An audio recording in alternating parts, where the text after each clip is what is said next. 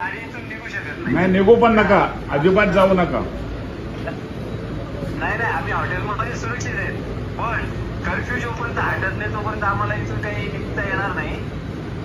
मी मुख्यमंत्र्यांच्या बरोबर काल बोलणं झालंय आणि त्यांच्याकडे तुमची नावं पाठवतो मी.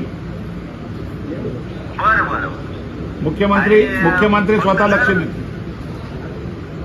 बरं फक्त काय प्रॉब्लेम काय होऊ शकतो, जर ही कर्फ्यू 4-5 दिवस लांबली हो तर मग आर्मीकडे रिक्वेस्ट करून आमची ही गाडी आहे हिला तुम्ही परवानगी द्या जायला.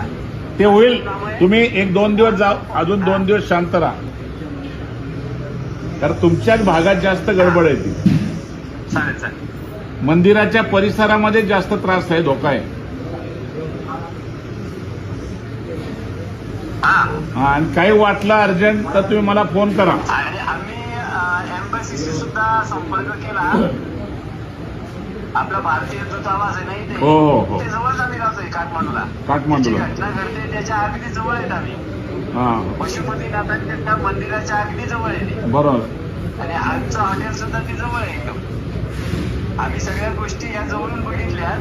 तसं आम्हाला काही धास्ती नाही किंवा आम्हाला काही इजा नाही त्याची, पण इथला मुक्काम आमचा वाढतोय.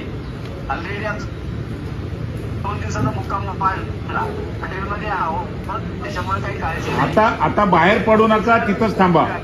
कर्फ्यू वाढला, आवाज कमी जातो. ठीक आहे. कर्फ्यू वाढला तर फक्त आर्मीशी बोलून थोडस तुमच्या मार्फत जर झालं करतो मी ते. लवकर रिलीज.